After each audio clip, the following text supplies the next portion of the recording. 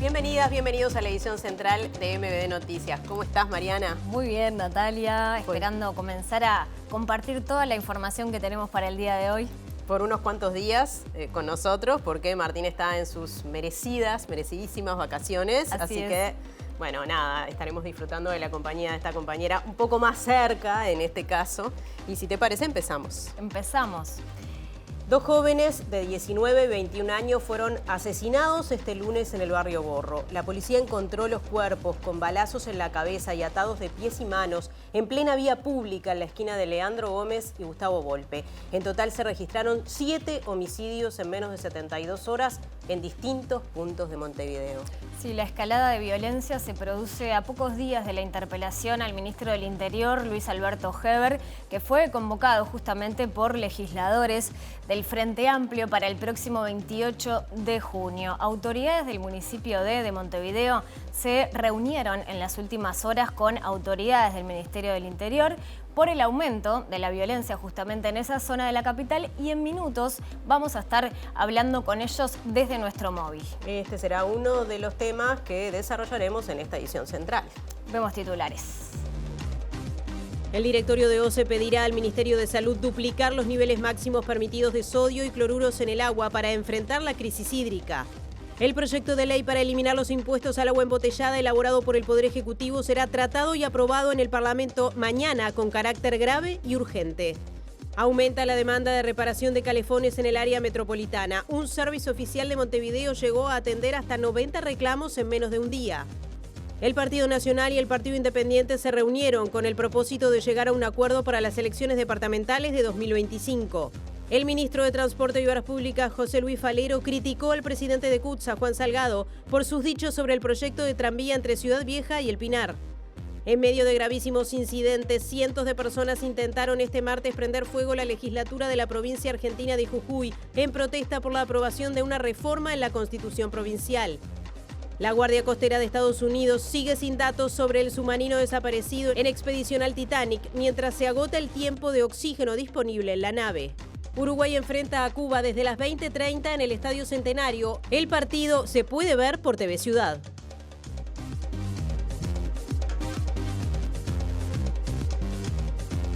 Gracias por estar del otro lado. Nos siguen a través de la pantalla de TV Ciudad y también a través de Uniradio 107.7 FM, la radio de la Universidad de la República. Ahora es momento de salir del estudio y encontrarnos con nuestros compañeros que están en los móviles. Sí, es así, Mariana. Y por el momento vamos al adelanto de uno de nuestros compañeros, Martín Duarte. Vamos a seguir hablando de la crisis hídrica y cómo se ve desde el Frente Amplio la situación y los anuncios por parte del gobierno. Martín, estás allí en la sede del Frente.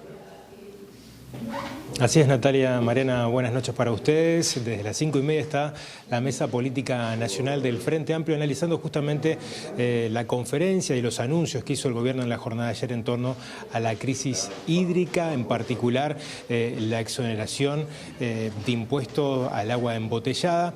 En algunos minutos vamos a tener la palabra de Fernando Pereira, que va a estar haciendo un resumen de lo que está tratando en estos momentos la Mesa Política aquí en La Huella de Seregni, así que les propongo venir un ratito. Gracias, Martín. Y ahora vamos a cambiar de tema porque ayer hubo anuncios en relación al agua de OCE y sobre esto hubo repercusiones. El peor escenario es con suministro de agua. O sea, no se va a cortar el suministro de agua. Por ende, el escenario lo que puede derivar es una peor calidad del agua. Y por eso nosotros lo vamos a hacer de manera anticipada.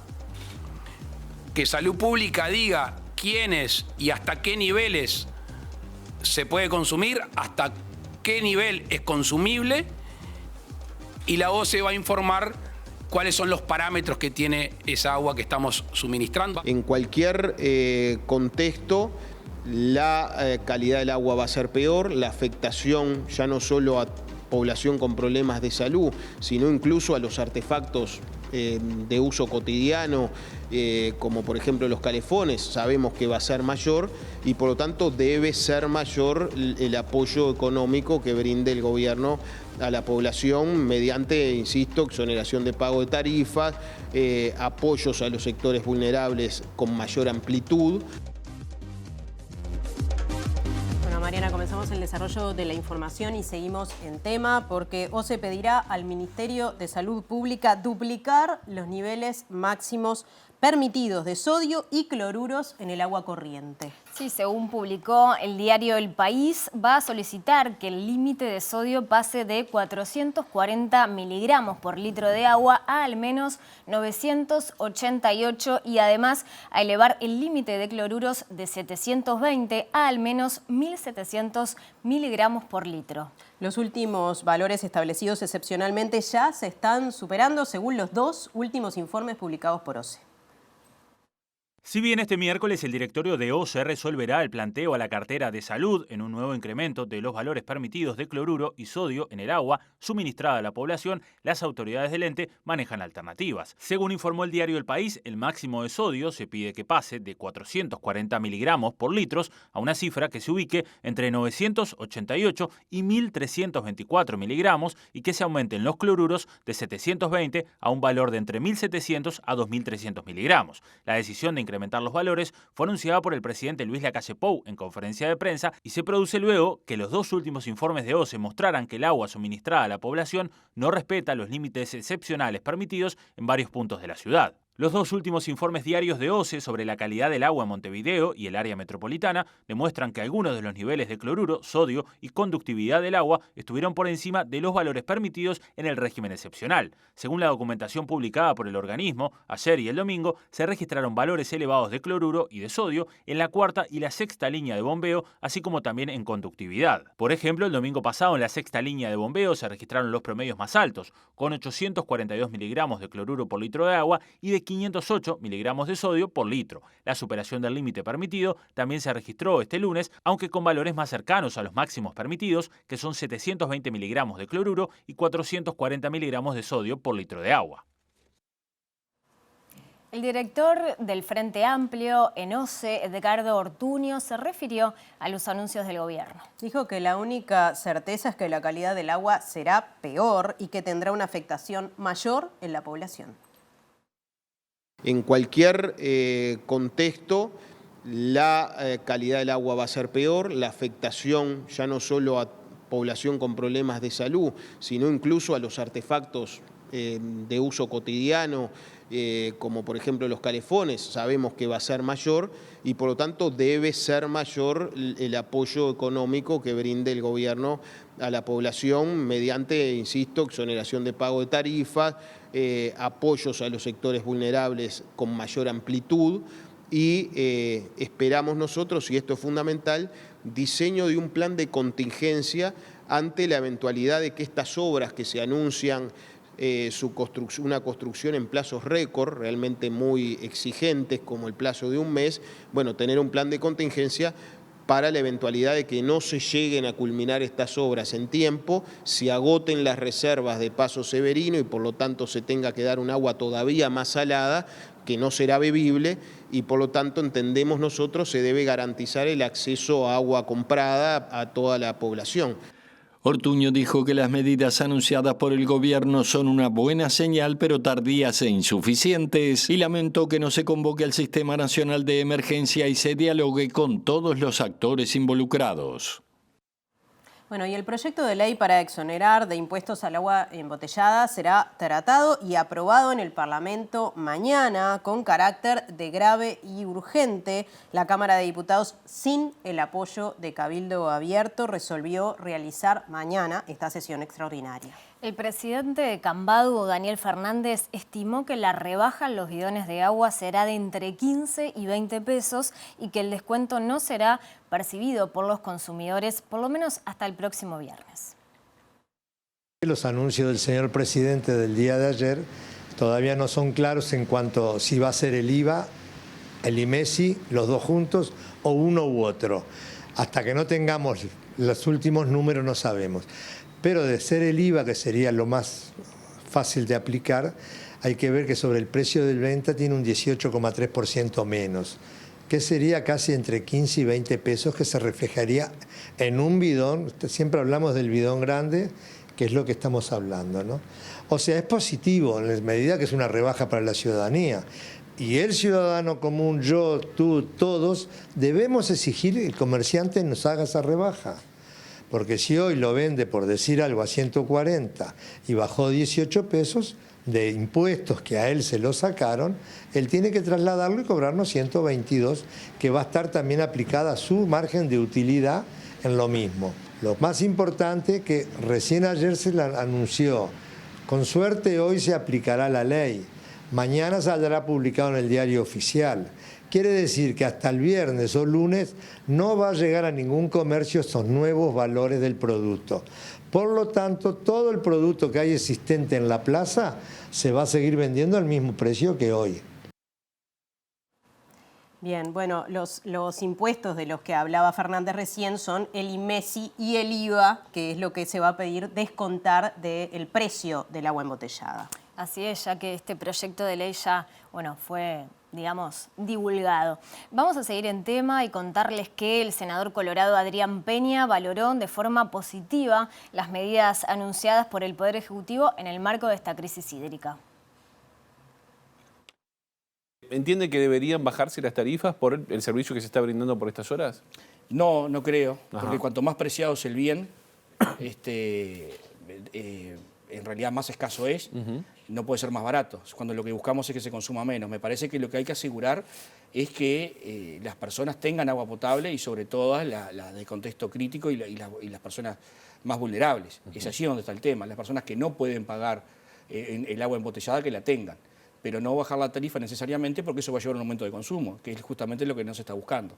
Por otra parte, Peña explicó las características de la obra que se empezará a realizar hoy en el departamento de San José. Básicamente lo que se va a hacer es en Bullental, que es poco antes de la desembocadura del río San José, empieza hoy una obra de 10-12 días que es una especie de dique que contiene fundamentalmente lo que viene del río de la Plata para contener la salinidad, ¿verdad? 4,5 kilómetros más arriba, allí a la altura de del puente de la Ruta 45 entre Libertad y Rodríguez, y Villa Rodríguez, allí se va a tomar agua y se va a bombear por cañería hasta Aguas Corrientes. Bueno, ahora hay agua en el San José, casi unas semanas no había. Por tanto, esta obra no tenía sentido haberla hecho antes, ¿no? Claro. Y a propósito de eso, sí. el presidente anunció que las obras van a comenzar en el día de hoy, pero por ejemplo, la intendenta de Montevideo, Carolina Cosse, y Yamandú Borsi de Canelones, dijeron que esto se tenía que haber hecho hace un tiempito atrás. ¿Cómo ve eso? Bueno, hace un tiempo no había agua. Se hubiese gastado 20 millones de dólares por si llovía en la cuenca del San José. Ajá. Bueno, seguimos en tema y presten atención. La demanda de servicio por reparaciones de termotanques creció 200% según la gerencia de Ribomark, fabricantes y service de termotanques Bronx. El barro con el que viene el agua desde abril afecta principalmente a las resistencias de los calefones, estableció el gerente de la empresa. Estamos con una demanda altísima, casi un 200% de incremento, y se está viendo a partir de abril, ya se ve un notorio aumento de demanda. El problema es con el agua, ¿sí? El agua viene con mucho barro, está viendo con mucho barro y eso se incrusta en la resistencia al estar sumergida en agua y eso hace que el funcionamiento de la resistencia no funcione más y se rompa. Entonces pierde agua, salta la llave del domicilio, esos son los síntomas más comunes. La salinidad en realidad era un efecto para el tema del ano de sacrificio, que va con la resistencia, eso hace que la salinidad rompa el ano y que la resistencia, digamos, contacto directo con el agua, ¿sí? Pero lo que perjudica más de nada es los barros. Los barros es lo que termina rompiendo la resistencia. Antes de este suceso, con 10, 15 casos por día acá en fábrica, y ahora puede ser 60, 70, 90 hemos tenido, y bueno, eso lo vamos a ver en los datos cuando cierra el mes. Pasamos a otro asunto, política partidaria, porque el ex senador colorado Daniel Bianchi se incorporó al Partido Nacional para sumarse al sector de la dirigente y probable precandidata a la Intendencia de Colonia, María de Lima.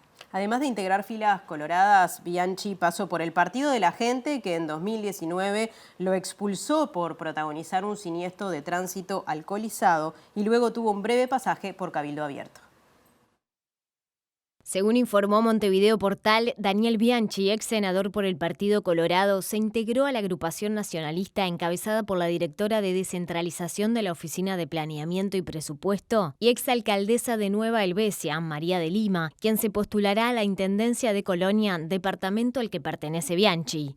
Siendo senador, Bianchi abandonó filas coloradas, manteniendo su banca e integrándose al Partido de la Gente, que en 2019 lo expulsó luego de que embistiera 3 vehículos estacionados en Punta del Este, en estado de ebriedad. Por este hecho, el Senado aprobó su desafuero, luego volvió a integrarse a la Cámara de forma independiente. En las 2 últimas elecciones departamentales de Colonia, Bianchi apoyó al candidato nacionalista Carlos Moreira, actual jefe comunal del departamento. En 2021, se afilió a Cabildo Abierto, según consignó Montevideo Portal.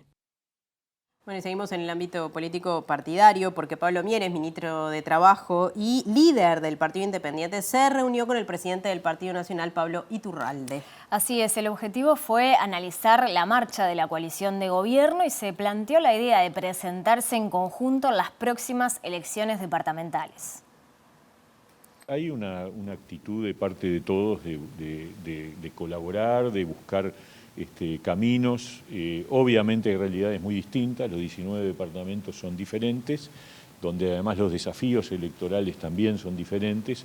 Hay departamentos donde hay predominios muy claros de algunos de los partidos de la coalición, en particular el Partido Nacional tiene un predominio muy fuerte electoral en varios departamentos, en otro caso hay casos en donde es el Partido Colorado y hay otros donde hay disputa y es más competitivo.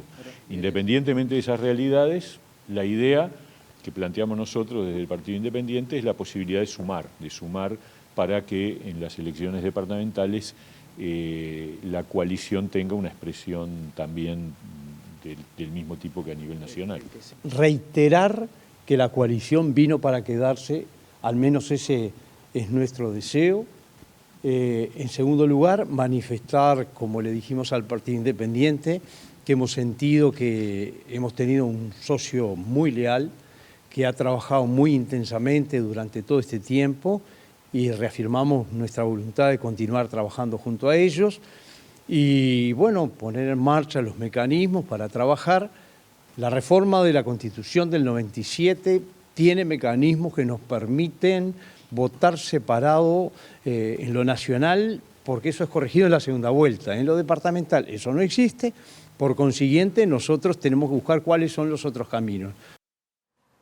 El diputado del Frente Amplio, Gustavo Olmos, afirmó que una pericia independiente determinó que al menos un correo electrónico de Kirma Services al Ministerio de Turismo fue enviado desde Uruguay y no desde Estonia.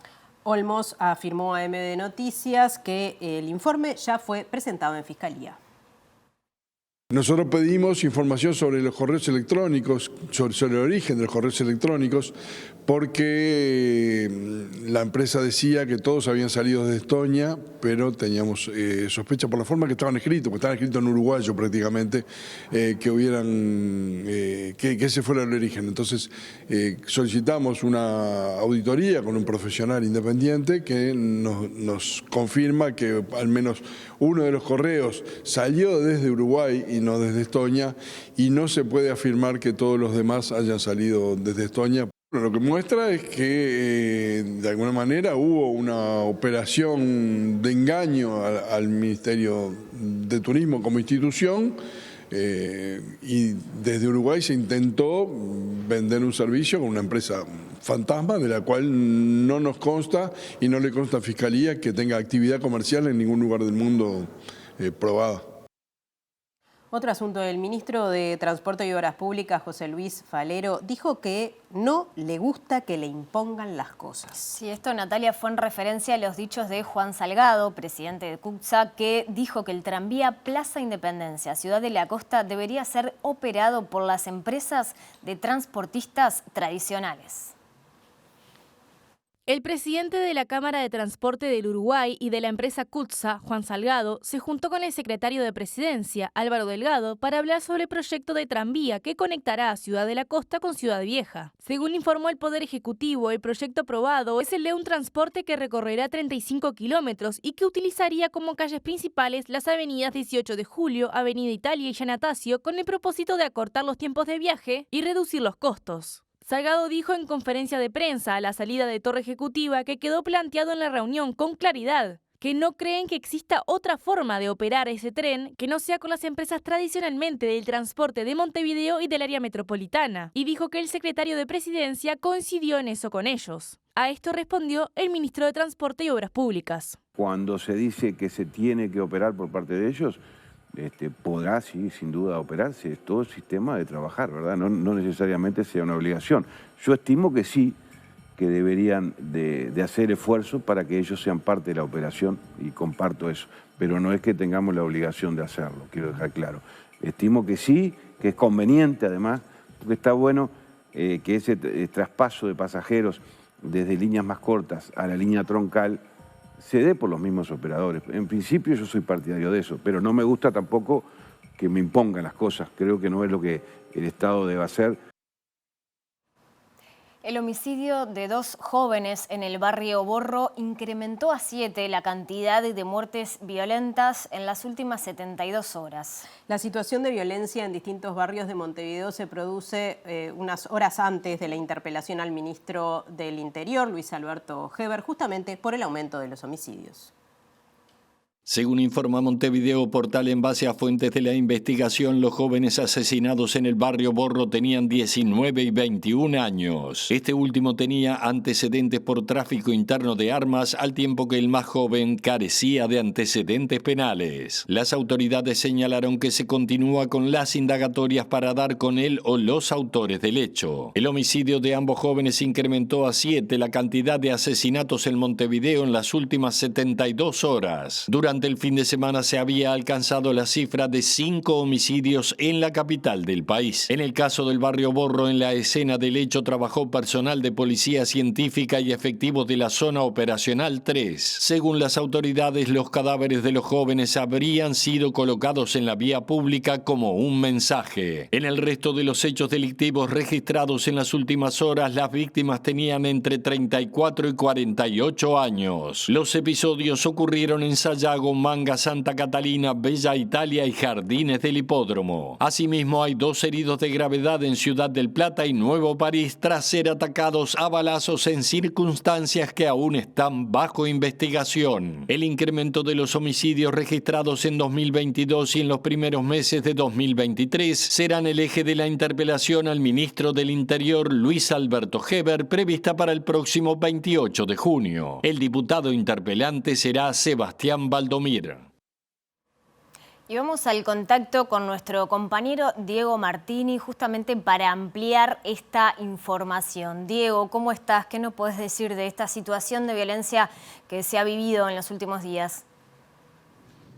Natalia y Mariana, perdón, buenas noches para ustedes que están por ahí. Sí, a esos casos que hacía referencia recién el tape, también, bueno, hay que sumar uno que se sucedió ayer porque tiene que ver con un homicidio, un intento de homicidio de la semana pasada, un joven que estaba en la boca de venta de drogas en Reducto, ahí sumamos 8, y hace unas horas se constató que un hombre mató a su vecina, una vecina de 65 años, en Besnes, Irigoyen y Fortet, ahí en la zona de Colón, lo que hace que entre viernes y ayer se den 9 homicidios y bueno, obviamente nos vinimos hasta acá, hasta la zona de Casaballe para contar este caso que sucedió ayer, no obviamente para profundizar en él, pero este doble homicidio que se dio acá y que, como bien decían, se da en 2 jóvenes que tenían 19 y 21 años y que estaban atados de pies y manos, que se dejan como un mensaje ahí. Estamos en contacto con Gabriel Velasco, el alcalde del municipio de, a quien le agradecemos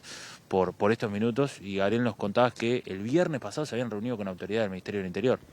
Sí, es verdad, el viernes pasado nos reunimos con autoridades del Ministerio para tratar estos temas de la violencia en este territorio, que en el caso, hoy estamos acá en Casaballe, pero también tuvimos la semana pasada una fuerte actividad violenta en Villa Española, ¿verdad?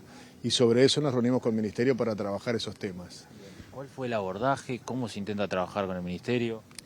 Bueno, el abordaje, lo de Villa Española básicamente salió de las instituciones educativas de la zona que realmente están preocupadas por la asistencia de los niños a los centros educativos, niños y jóvenes, y justamente el centro o el epicentro de los hechos de violencia fue en el entorno a las escuelas y los centros educativos. Entonces genera mucho nerviosismo en los propios trabajadores de los centros educativos, ¿no? Algo que se repite en vos, como el resto de los alcaldes, de donde sobre todo se dan estos casos, que son, la mayoría son casos de zonas periféricas. Esta zona acá, según las cifras de homicidios que el Ministerio da, es una de las zonas, uno de los puntos calientes, la zona de Peñarol, de Sayago, por ejemplo, la alcaldesa Leticia Torres de ahí, de ese municipio, hablan de un abordaje integral, no que esto se resuelva con la policía.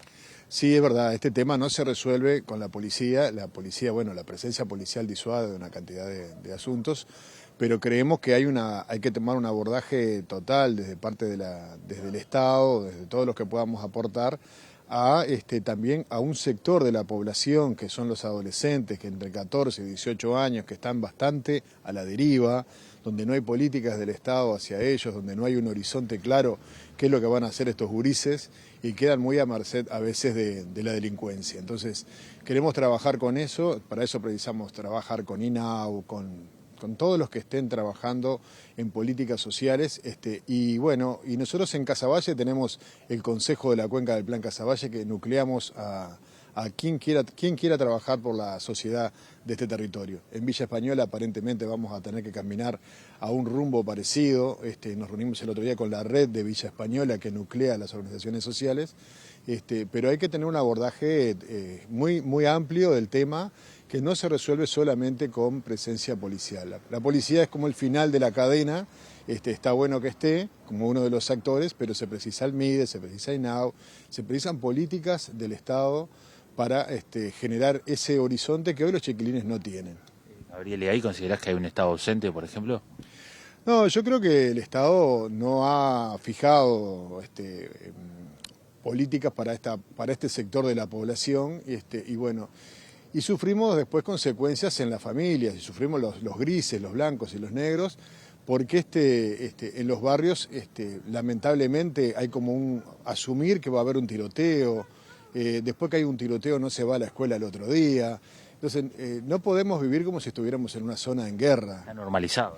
Y se viene normalizando, no queremos que se normalice, pero nos está pasando de que los chiquilines ya están al tanto de que va a haber un tiroteo mañana. Entonces no puede ser que estemos viviendo en una situación de esa violencia, no estrictamente la balacera, sino que las familias ya estén violentadas en sus derechos, en saber que al otro día no van a poder ir a la escuela porque esa noche va a haber una balacera. Te agrego una última pregunta cortita nomás, porque también muchas veces se hace referencia a esto, son homicidios, de luchas de bandas, de narcotráfico, de problematización de la zona, de territorio, y en este caso ayer es evidente que viene algo por ahí, pero eso no hace que el caso tenga o menos valor o no. No, para nada, pero aparte, primero se están perdiendo vidas humanas y vidas de jóvenes, muy jóvenes, futuros hombres de este país. Segundo, el tema miedo se expande en el resto, porque nadie sabe a quién le va a tocar una bala perdida, como nos pasó en agosto del año pasado. Bueno, se generaron colectivos sociales como La Vida Vale para trabajar por el tema y reclamar por este tema. Pero sí, se genera un estado de ánimo muy adverso en toda la sociedad. Insisto, los niños dejan de ir a la escuela, los padres no salen a trabajar, por miedo a lo que pueda suceder. Entonces, no solamente están implicados quienes están en el asunto propiamente dicho, sino que en todo su alrededor hay un temor que crece. Gabriel Velasco, alcalde del municipio de te agradecemos por esto. Muchas gracias a ustedes y a la audiencia. Bien, volvemos a estudio, compañeras, y como mencionábamos, 9 homicidios se han dado en estos últimos días, lo que totaliza un total de 26, según el conteo que venimos realizando, y una tendencia que va a ir creciendo, porque vamos 20 días, todavía quedan 10 días más del mes, y seguramente va a ser un mes que cierre superando arriba de 35 homicidios. Bien, bueno, muchas gracias Diego y muchas gracias a todo el equipo. Y ahora les contamos que luego del episodio registrado días atrás en el Liceo IABA, donde un adolescente se arrojó de uno de los balcones del centro educativo, el presidente del CODICEN de la ANEP, Robert Silva, señaló hoy que los que tienen competencia sobre la salud mental son los prestadores de salud. Sí, Silva dijo que la ANEP no va a atender esta situación pese a los reclamos de docentes y colectivos de padres. El cometido esencial del sistema educativo es alfabetizar, es educar integralmente y propiciar el desarrollo de las personas. Lo peor que uno puede hacer es no reconocer la situación. Hay necesidades y nosotros estamos atendiendo. La secundaria está haciendo un llamado para 60 psicólogos, la UTU acaba de poner 15 o 20 psicólogos nuevos, pero se necesita un trabajo en red también para que pueda haber un tratamiento y un seguimiento de los estudiantes que tienen dificultades, incluso de los docentes, a través de quienes tienen competencia, que son los prestadores de salud, no es la ANEP la que va a atender esa situación. Con relación al paro nacional de la educación, Silva señaló que no está bien paralizar las clases porque se afecta a las familias, se genera afectación de los aprendizajes y se vulnera el derecho a la educación y, en algunos casos, el derecho a la alimentación de los niños. Son situaciones que no ayudan, concluyó. Bueno, y mañana hay paro nacional de la educación. Se trata de una medida de 24 horas en reclamo por mayor presupuesto para la educación en la rendición de cuentas. No habrá clases en escuelas, liceos, UTU, educación privada formal y no formal, Universidad de la República y formación docente. Movimientos estudiantiles y sindicatos convocan a concentrarse en la explanada de la Universidad de la República a partir de las 10 de la mañana para marchar hacia Torre Ejecutiva, donde se va a leer una proclama. En ese marco, ANEP emitió un comunicado para informar sobre el servicio de alimentación que estará garantizado en la jornada de paro. En las escuelas que están abiertas se va a brindar el servicio de comedor normalmente. En tanto, en las escuelas cerradas de Montevideo y Canelones, el menú o vianda se entregará en sedes definidas por primaria entre las 11 y las 13 horas.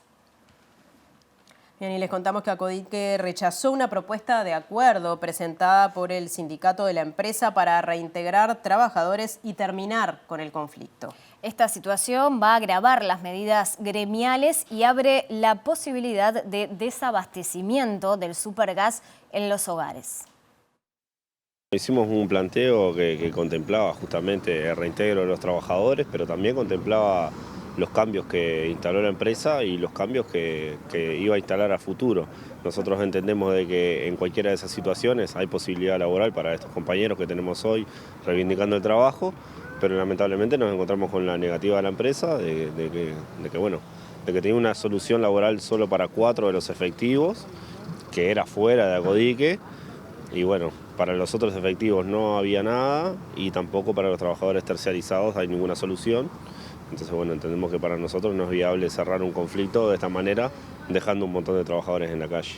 Están dadas las condiciones como para que se pueda solucionar.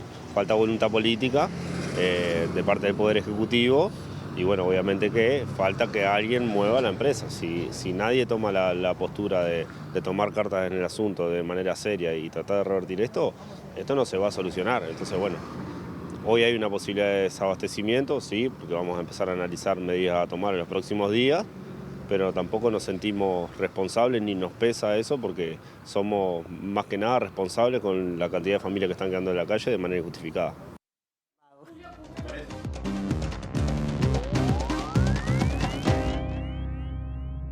Bueno, y hoy recibimos con mucho gusto al economista Germán de Agosto porque es la columna de todos los martes y jueves de análisis económico. Bienvenido, Germán. ¿Cómo andás, Nati? ¿Todo bien? Bien. Vamos a hablar de pautas salariales, pero antes, si te parece, te hago una preguntita sobre esta medida de sacar los impuestos del agua embotellada, algo que se venía reclamando, de lo que hemos hablado en un par de columnas, además del peso impositivo que tiene el agua embotellada. Tal cual habíamos dicho, por ejemplo, en un bidón de 6 litros 25 teníamos más o menos un 30% de impuestos que se repartían 15 pesos correspondientes al IMESI. que tiene que ver con una tasa de 10,5 sobre un ficto que se determina, ¿sí? Por litro, y 23 pesos de IVA, que es tasa básica del 22%, o sea que en conjunto teníamos 38 pesos de impuestos en un bidón, que es el 30%. Pero de ahí a verlo materializado, ya hay que ver cómo se va a instrumentalizar eso y hacia dónde va a ir la devolución. O sea que por ahora lo que tenemos es como esa cota máxima, que de alguna manera es la desagregación impositiva de un bidón de agua. Bien, un poquito más de lo que decía recién el presidente de Cambao. Por eso hay que ver después cómo eso es como máximo, después hay que ver si efectivamente tenemos incluso la cota mínima, puede ser. Eso además no está controlado, o sea que depende de Y no, de va a ser lugar, difícil hacer el precio. seguimiento y capaz que después, con los datos que a veces analizamos del Ministerio de Economía de Precios, quizás ahí podamos ver efectivamente si se cumple o no se cumple y en qué grados de cumplimiento tenemos. Además, el presidente dijo ayer que se estaría publicando diariamente el precio justamente de esta aplicación, ¿no? Exactamente, Precios Subí, que es la que hemos ido repasando. Que les pedimos a todos que la revisen. Exactamente, porque es una herramienta muy amistosa, amigable, de alguna manera, que nos permite mejorar un poco o afinar el lápiz a la hora de hacer compras, en particular en lo que tiene que ver con el agua embotellada. Bien, Germán, nos metemos en las pautas salariales. Nos metemos porque justamente estamos a la espera de lo que serían los lineamientos del Poder Ejecutivo para la 10ª ronda de Consejo de Salario. Nosotros tuvimos la 8ª ronda, que fue la ronda particular que tuvo lugar en 2020, y fue particular porque fue esa ronda puente, donde ahí se acumuló justamente una pérdida importante del poder de compra. Tuvimos la 9ª ronda, que es la que está finalizando ahora a mitad de año, y nos quedamos de cara justamente a lo que es la 10ª ronda con el compromiso de recomposición salarial, es decir, de llevar los salarios al mismo nivel que estaban en el 2019, que no quiere decir obviamente recuperar lo que se perdió, porque lo que se perdió, sino es volver justamente a ese nivel del 2019. Entonces, de cara a esa discusión, vamos a simplemente repasar algunas de las variables que son más relevantes para entender por dónde pueden discurrir esos lineamientos. Y acá vemos la tasa de empleo, ¿sí? Acá tenemos justamente la caída importante que tuvimos en 2020, la recuperación, que como se ve ahí se estancó en lo que es el 2022, y la mejora que tuvimos en los últimos meses, que es hasta donde va, justamente hasta donde corta la línea verde, porque después lo que tenemos son las proyecciones, en este caso del Centro de Investigaciones Económicas, del CIMBE, y lo que está dando es un panorama de estabilidad para el empleo que es consistente de alguna manera con un menor dinamismo de la economía. Hay que tener en cuenta que las últimas proyecciones para la economía están dando un crecimiento de 1,5%, es decir, es un crecimiento muy magro que de alguna manera puede dificultar que continúe la tendencia que hemos visto en los últimos meses, y por ende detrás de esta proyección lo que tenemos es cierta estabilidad para el empleo. Así que esta es una de las dimensiones que están sobre la mesa, ¿sí? Cómo se va a internalizar la recuperación del empleo en un contexto de menor dinamismo de la actividad económica, afectada en particular por la sequía, que todavía no hemos visto todos los impactos. Todo un desafío, ¿no? Reclamos, muchos reclamos que ya están y otros que vendrán seguramente. Exactamente, vamos a ver, es esperable un aumento de la conflictividad justamente porque estamos hablando de una dimensión muy sensible y donde hay un compromiso latente de recuperar el poder de compra. Y vamos a justo ahora repasar que la situación es muy heterogénea cuando empezamos a bucear por sectores de actividad. Por ejemplo, si pasamos a la siguiente placa, ya nos vamos a meter con el poder de compra, es decir, con la variación del salario real, que es lo que nos importa de alguna manera, ¿sí? Acá vemos todos números negativos. Vemos todos números rojos y acá lo que estamos comparando es en los últimos 12 meses, terminados en abril, que es el último dato que tenemos, ¿sí? Que conocimos del INE, contra todo lo que fue el 2019. Y en este caso lo que estamos viendo es, de alguna manera, cuál es la distancia que todavía queda recomponer y en particular cómo se ve lo que vos decías, ¿no? La heterogeneidad que hay a la hora de profundizar sectorialmente sobre las distintas realidades. En particular, acá tenemos sectores que transitaron por una segunda ronda puente, que son los sectores que se definieron como muy afectados por la pandemia. El caso paradigmático es el de hoteles y restaurantes. Fíjate que está un 7% por debajo del poder de compra de lo que teníamos en 2019. Y cada vez queda menos tiempo o el margen para recuperarlos más acotado, y eso supone también mayor conflictividad desde el punto de vista de la capacidad de poder lograrlo. Sí, en ese contexto donde el empleo también está de alguna manera con esa proyección de estabilidad. Pero como vos bien decías, lo primero que llama la atención es que en realidad cuando comparamos la situación actual en relación a 2019, los números son rojos a nivel de todo lo que es el sector. En este caso estamos poniendo el foco sobre el sector privado, con algunos casos puntuales que son pérdidas relevantes, ¿sí? Entonces, si ahora, por ejemplo, vamos una placa más, vamos a encontrar una foto similar, pero planteado de distinta manera, que es justamente el caso de hoteles y restaurantes. Esta gráfica, este recurso lo hemos utilizado. Nosotros marcamos la línea roja horizontal como el nivel de 2019. Y todo lo que está en esa línea, en esas áreas sombreadas roja, es todo lo que se perdió acumulado. ¿sí? Claro.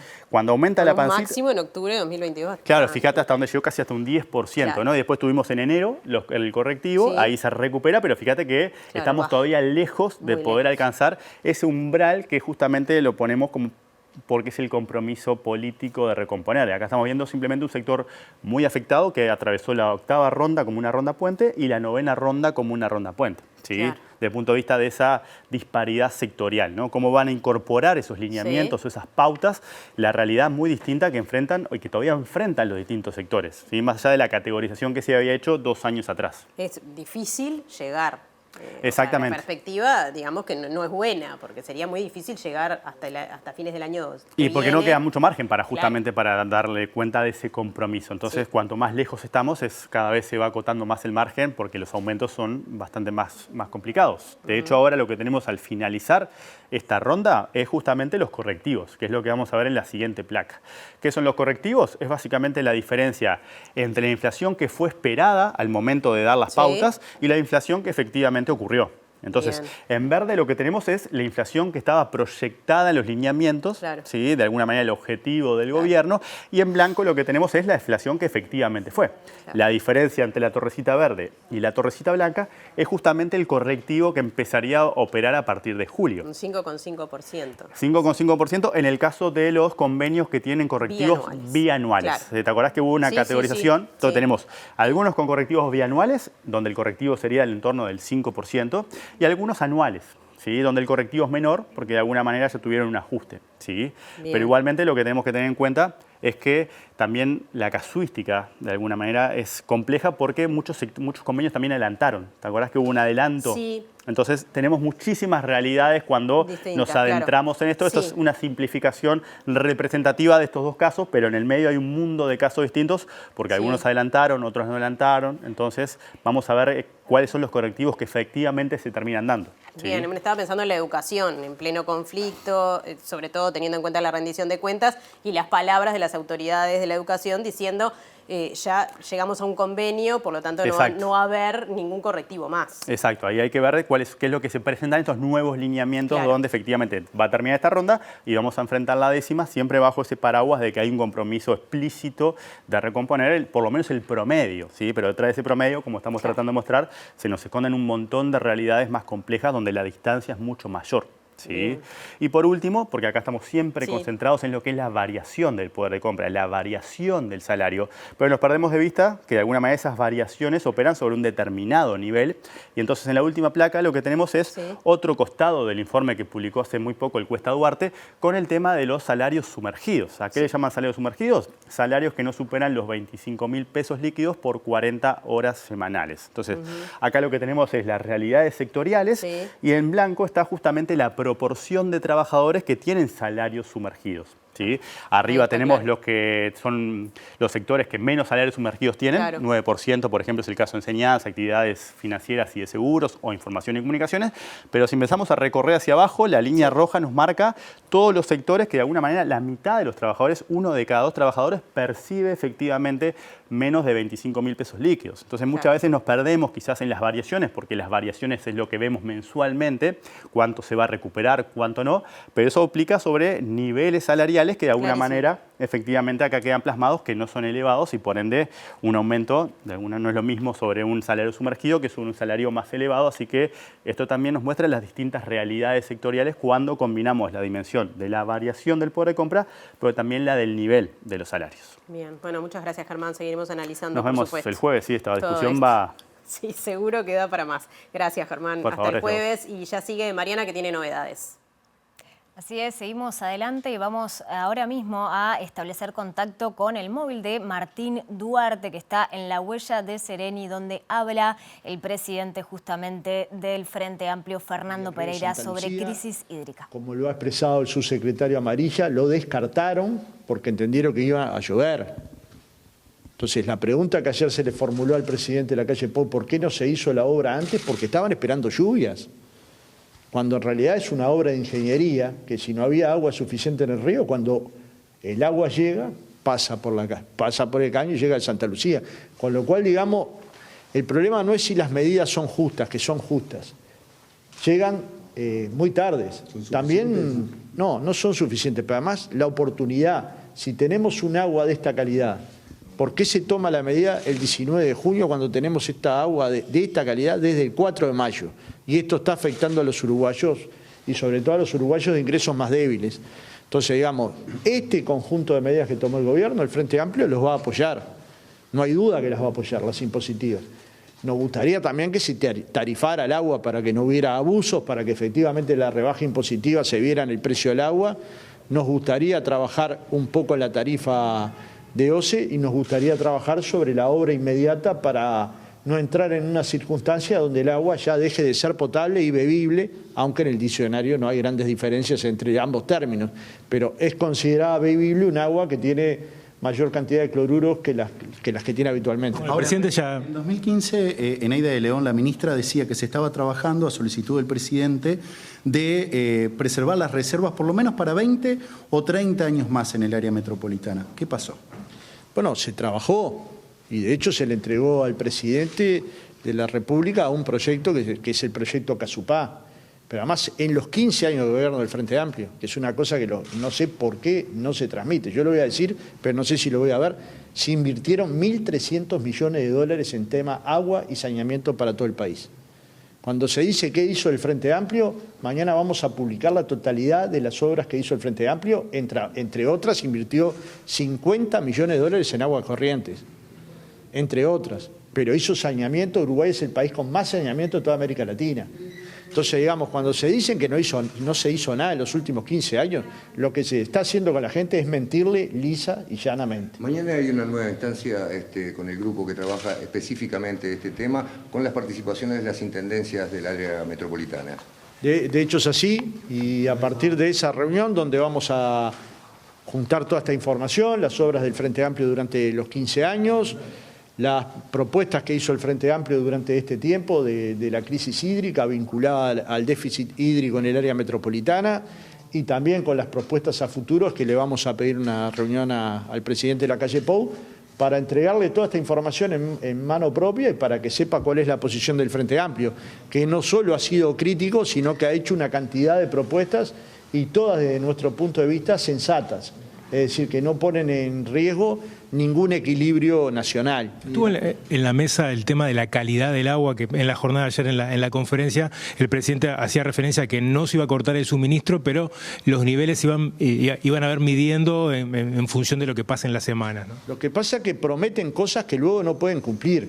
Cuando Delgado prometió que podía garantizar agua con la calidad que estábamos tomando en el momento de la conferencia, no la pudo cumplir.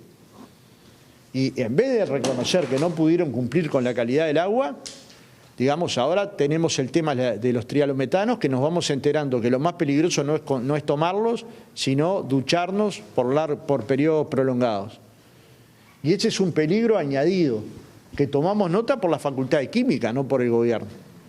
Entonces, cuando un secretario de la presidencia asegura que va a dar calidad del agua idéntica a la que estaba dando, es decir, con los niveles que tenía el agua, y ya no los pudo cumplir hasta hoy, las aseveraciones de ayer de la calle Pou dejaron muy nerviosa a buena parte de la sociedad y hay que darle transparencia a la información sobre la calidad del agua, algo que se venía dando a través de la Intendencia de Montevideo, pero que no es lógico que sea la Intendencia solamente quien los dé, sino el Gobierno Nacional el que dé la información suficiente para que las personas tomen decisiones acertadas.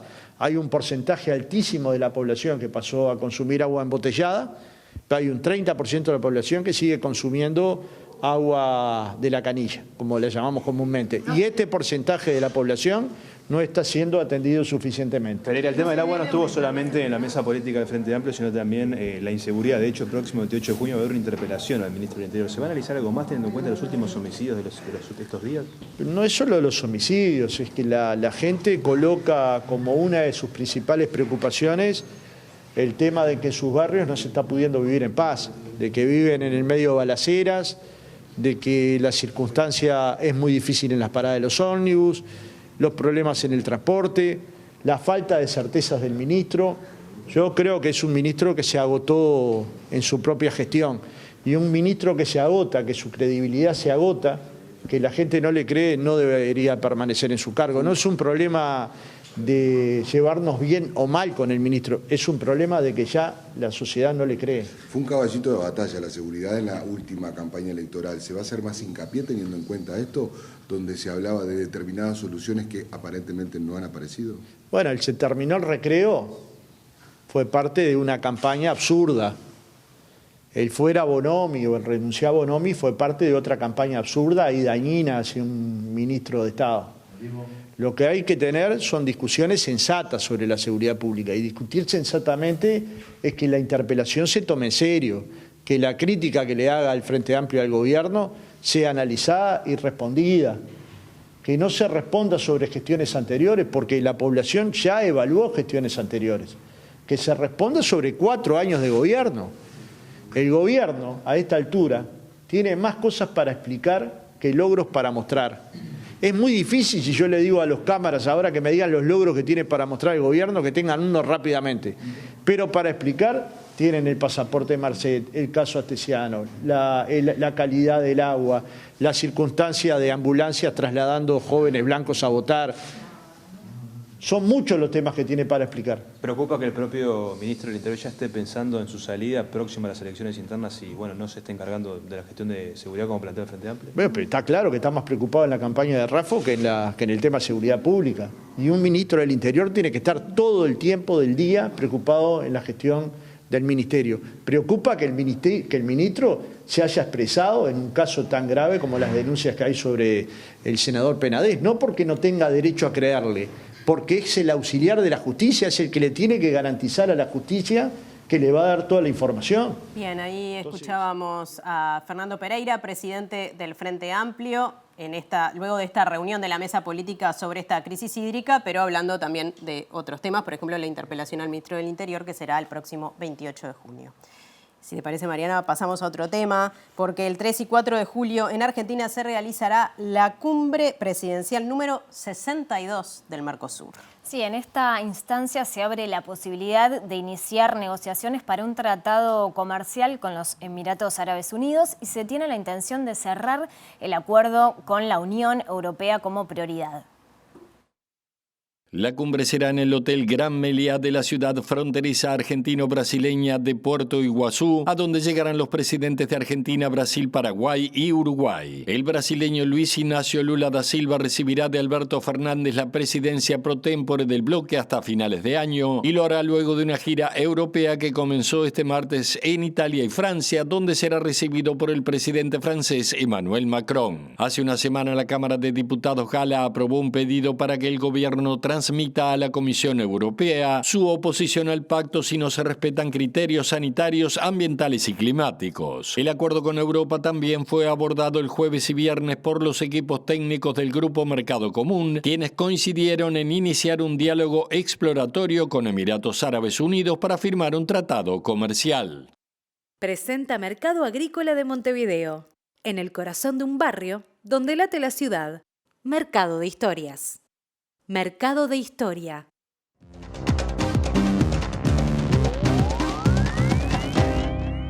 ¿Qué tal? Buenas noches. Abrimos nuestro capítulo internacional en Argentina, más concretamente en la provincia de Jujuy, donde todo parece haber estallado por los aires. Esta tarde se votó una reforma constitucional provincial muy controvertida que se viene gestando ya desde hace varios días y que está relacionada con estrictamente las manifestaciones y las protestas populares. Hay que ubicarnos en que estamos hablando de una provincia que tiene una gran cantidad de pueblos originarios o de población justamente de origen indígena, pero además que es una de las que tiene una de las mayores reservas de litio y que allí están en juego los territorios ancestrales. ¿Cuál ha sido la cuestión? Bueno, se ha votado una reforma que reprime cualquier clase de manifestación en las calles de Jujuy. Esto ya había generado algunos incidentes el fin de semana. Esta jornada tuvo particularmente mucha violencia. Hay decenas de heridos y decenas de detenidos. Hoy se trató de impedir por parte de los manifestantes que esto se votara e intentaron prender fuego la legislatura provisional de la provincia.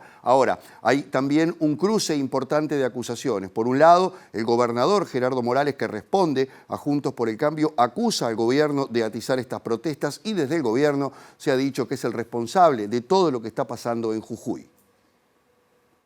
El gobernador de Jujuy, Gerardo Morales, hizo responsable al presidente argentino Alberto Fernández y a la vicepresidenta Cristina Fernández de Kirchner de la extrema violencia que se está viviendo en la provincia de Jujuy, según señaló en su cuenta de Twitter, donde publicó videos de un canal de noticias que muestran los incidentes. Los violentos no nos van a torcer el brazo. A 40 años de democracia repudio y llamo a todos los argentinos a repudiar lo que está haciendo el kirchnerismo y el Frente de Izquierda en Jujuy, agregó el gobernador, luego que los manifestantes apedrearan a la policía y al edificio de la legislatura provincial en la capital jujeña y removieran las vallas detrás de las cuales estaban las fuerzas de seguridad que contestaron con gases lacrimógenos y balas de goma. El presidente Alberto Fernández en sus redes sociales acusó al gobernador de ser el único responsable de haber llevado a la provincia a esta situación límite, tratando de imponer una reforma constitucional que no respeta la Constitución Nacional, mientras que la vicepresidenta Cristina Fernández también respondió al gobernador con las frases «hágase cargo» y «pare con la locura represiva que su propio accionar ha desatado». La Convención Constituyente aprobó el jueves pasado una reforma de Constitución provincial que asegura el derecho a reunión y manifestación cuando fueren pacíficos y sin armas y reconoce la preexistencia de las comunidades originarias y pueblos indígenas, pero determina que el Estado es el encargado de reconocer su personería jurídica y la posesión comunitaria de las tierras. Estos incidentes son la continuación de los cortes de ruta de la provincia que fueron reprimidos por fuerzas de seguridad durante el fin de semana, repudiando la reforma y pidiendo la renuncia de Morales, quien a su vez suena como candidato a integrar una fórmula presidencial de la coalición opositora Juntos por el Cambio en los comicios presidenciales de este año.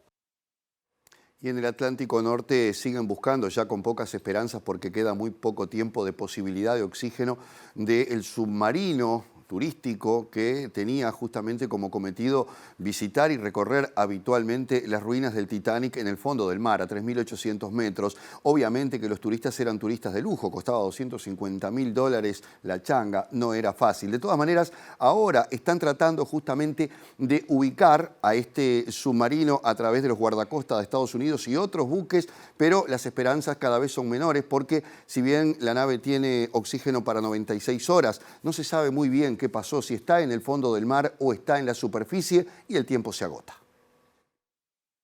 El capitán de la Guardia Costera de Estados Unidos, Jamie Frederick, explicó en rueda de prensa que estiman en pocas horas las capacidades de oxígeno de la nave y aseguró que los equipos de búsqueda y rescate están trabajando, aunque hasta el momento las operaciones no han arrojado ningún resultado. Frederick destacó que varios grupos gubernamentales y privados están ayudando en la búsqueda del sumergible en operaciones que se están llevando a cabo tanto en las profundidades del Atlántico como en la superficie, a los que hoy se sumarían naves de otros países.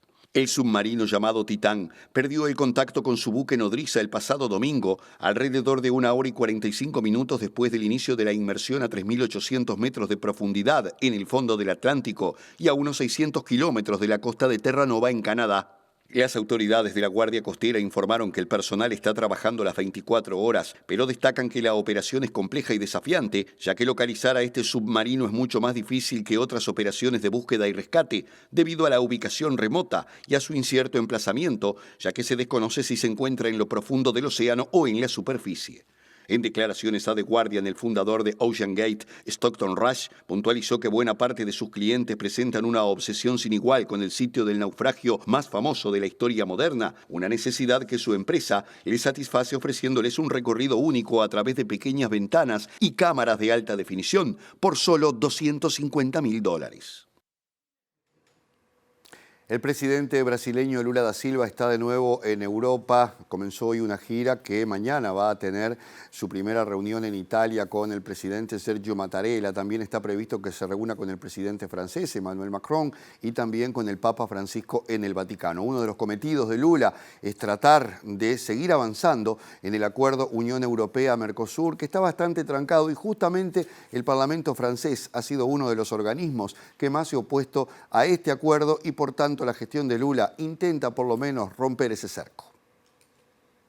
El mandatario brasileño tiene previsto reunirse con el presidente francés Emmanuel Macron, con su homólogo italiano Sergio Mattarella y también con el Papa Francisco en la Ciudad del Vaticano. Uno de los principales temas en la agenda será el acuerdo entre la Unión Europea y el Mercosur, a propósito del cual dijo que discutirá con el presidente Macron sobre el endurecimiento en las condiciones del acuerdo por parte de los europeos y en particular por el Parlamento francés. La Unión Europea no puede intentar amenazar al al Mercosur con sanciones si no cumple esto o aquello. Si somos socios estratégicos no se tienen que hacer amenazas, nos tenemos que ayudar, afirmó el presidente brasileño, reiterando la postura que sostuvo al recibir a la presidenta de la Comisión Europea, Ursula von der Leyen. El encuentro entre Lula y Macron se dará en París en el marco de la cumbre por un nuevo pacto financiero global, en la que participarán mandatarios y otros representantes de decenas de países, y las reuniones bilaterales que se realizarán en el marco de esta cumbre tendrán el foco puesto en las cuestiones ambientales.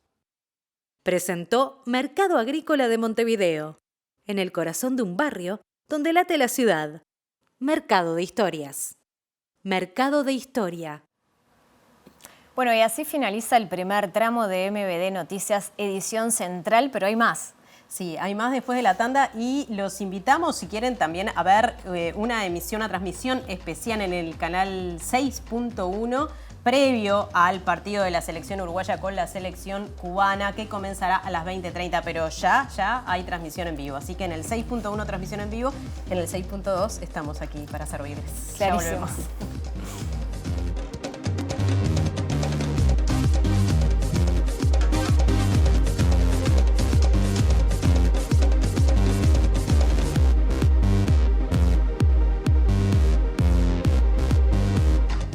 Seguimos adelante en MBD Noticias. Les contamos que la Institución Nacional de Derechos Humanos y la Universidad de la República inaugurarán el repositorio Luisa Cuesta. Es un espacio que permite el almacenamiento de información digital vinculada a violaciones a los derechos humanos durante el terrorismo de Estado. El espacio permitirá el libre acceso para una consulta integral de estos archivos.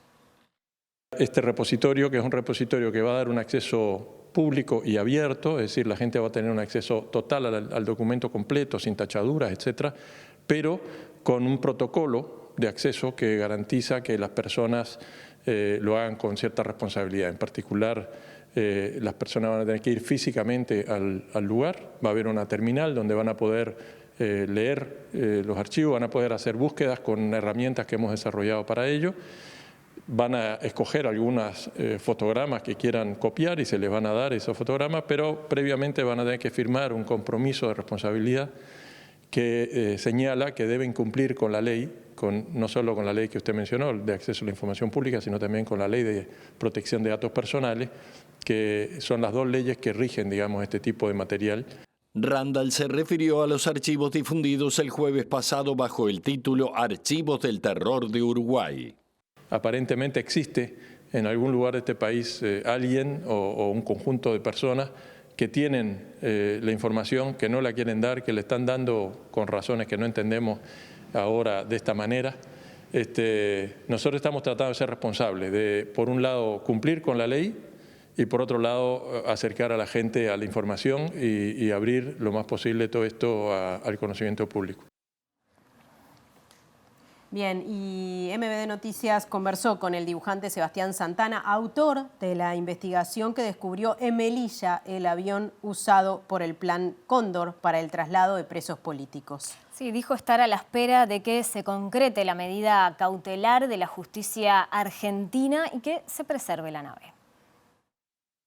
La sensación es de un poco de ansiedad también, porque bueno, ver si esto finalmente se concreta, que digamos la idea más ambiciosa es que el avión finalmente se cautele, se expropie y se lleve a Argentina para tomarlo como prueba material, para seguir indagando sobre él, sobre la información que se pueda sacar, y también para ponerlo en un espacio público, para verlo y para que el público lo pueda también acceder a visualizarlo y a tomarlo con una consideración de escala humana. Santana comenzó a investigar a partir de un documento de la dictadura paraguaya que en mayo de 1977 consignó el traslado a Buenos Aires de 5 personas que siguen desaparecidas, entre ellas los uruguayos Nelson Santana y Gustavo Insaurralde. Este es un jet de lujo, digamos. Fue un avión que usó el comandante en jefe de la Fuerza Armada Argentina, que era Macera en la época.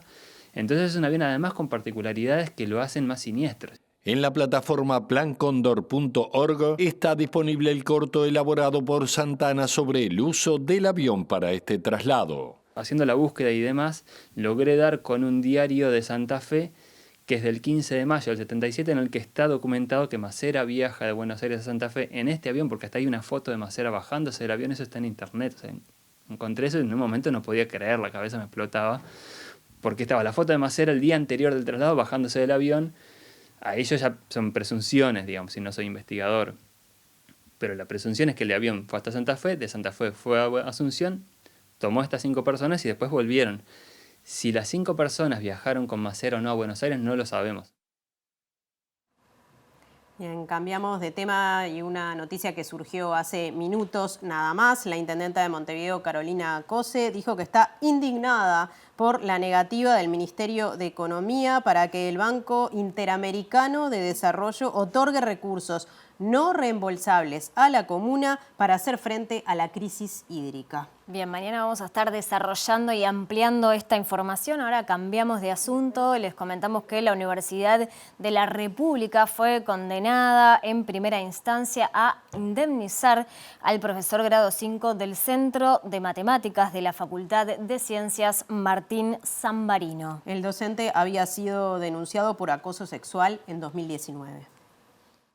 El juez Gabriel Oanián del Tribunal de lo Contencioso Administrativo definió que se le pague al docente la suma de 750.000 pesos más reajustes por eventos dañosos e intereses desde la presentación de la demanda, confirmó MB Noticias con acceso al dictamen. El mismo puede ser apelado y está sujeto a un recurso de casación ante la Suprema Corte de Justicia. El caso se había determinado en 2022 con una suspensión de 6 meses sin goce de sueldo, aunque no se hizo referencia a la conducta que inició la investigación al docente. El Consejo Directivo Central de la UDELAR llegó por mayoría a la conclusión que Zambarino cometió conductas inapropiadas mientras era el tutor de tesis de una alumna de posgrado y calificó la falta como grave, pero rechazó la moción de destituir al funcionario. Según el fallo, el juez planteó que quienes firmaron la sanción de Zambarino admitieron no haber presenciado una sola de las actividades indagatorias emprendidas que fueron llevadas a cabo por la licenciada, que se hicieron en contra del académico por acoso sexual. La justicia constató varias irregularidades en el procedimiento de la Comisión Central sobre Violencia, Acoso y Discriminación, en el que se violentaron escandalosamente los derechos del denunciado y se ignoraron las más mínimas garantías del debido proceso.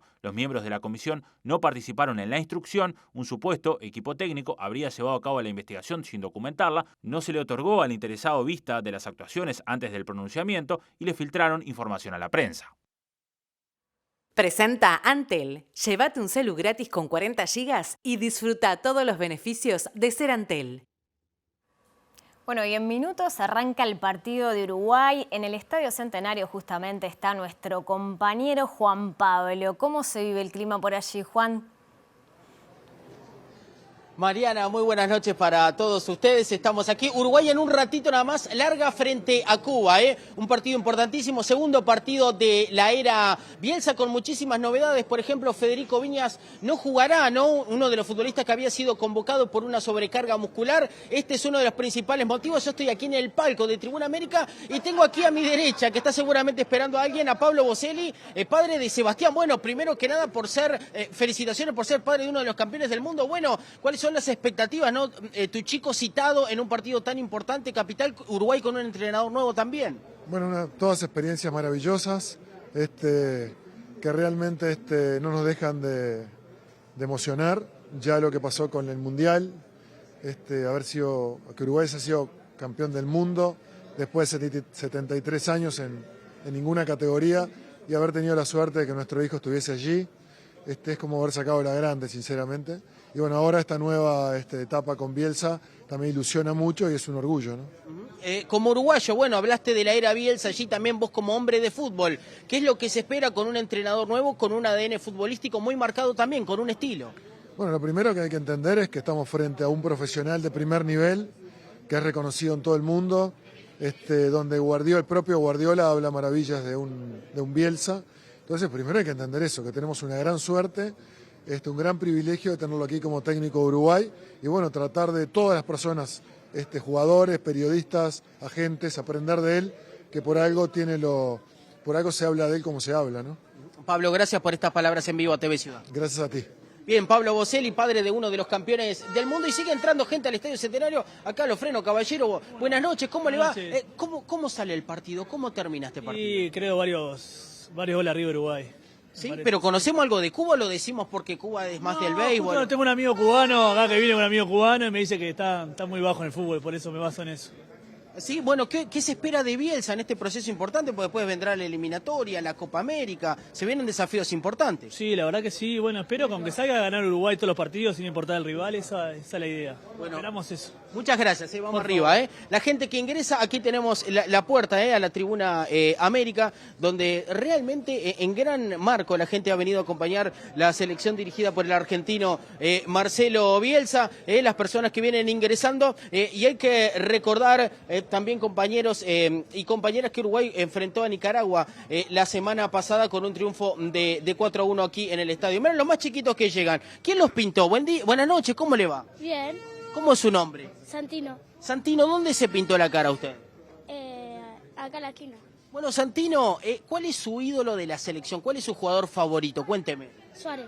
Suárez, bien. Bueno, Suárez que sigue jugando, vio que está con una enana en la rodilla, pero queremos que Luis siga jugando, ¿verdad? Sí. Claro, si no Santino se muere. Gracias, Santino. ¿Cómo es su nombre? Joaquín. Joaquín, ¿cómo termina el partido hoy? ¿Ganamos o no ganamos? Cuéntele a la gente de TV Ciudad. Ganamos 2-0. Ganamos 2-0, bien, choques o 5, bien, los niños, las niñas ingresando toda la alegría del partido Uruguay, que se podrá ver en vivo por TV Ciudad, por el canal 6.1. Hay que recordar que TV Ciudad es una señal abierta y democratiza sus contenidos, y que con una antena en los televisores nuevos ya se puede ver el partido, y aquellos televidentes que por ahí no tengan un televisor moderno con un decodificador que se puede comprar en cualquier ferretería de la capital, de zona metropolitana o del país, también podrán acceder a ver la señal de TV Ciudad por televisión abierta. Antel, llévate un celu gratis con 40 GB y disfruta todos los beneficios de ser Antel. Bueno, tremendo ahí, Juan Pablo le hizo nota a todo, ¿no? Sí. Hablaron los árboles ahí afuera, pero le hizo nota a todo. JP, sí. Porque acá es conocido por JP. Así es, me gustó la previsión del niño, confiado en que íbamos a ganar 2-0. 2-0. Así que si quieren ver ese resultado, ya saben, la señal 6.1 para ver la transmisión que ya comenzó y el partido que comienza a las 20:30, como decía Juan Pablo, con una simple antena y configurando los canales en el televisor, pueden tener la señal de TV Ciudad, no solamente para el partido, para siempre, claro, ¿no? Para tenerla, porque es por aire, gratuita y de alcance universal, como decía recién Juan Pablo. Y nosotros que estamos en el 6.2, les contamos los datos del tiempo. Así es, vamos a compartir el pronóstico de Inumet para Montevideo y zona metropolitana. Las malas noticias son las que venimos anunciando, que hay bajas probabilidades de lluvias para los próximos días. Mañana, miércoles, va a estar nublado, 5 grados la temperatura mínima y 13 grados la máxima. El jueves comienza a salir el sol, jueves 22 de junio, 7 grados la mínima y 14 la máxima. El viernes 23 de junio ya va a estar entrado el invierno, ¿no? Lo dijimos, porque mañana comienza oficialmente el invierno. Bueno, también va a haber un poquito de sol y aumentan algo las temperaturas. 7 la mínima y 17 la máxima. Bueno, y nosotros nos vamos, entonces los dejamos con lado B en esta señal 6.2, en la 6.1, como saben, pueden ver el partido. Nos reencontramos mañana. Chau, chau.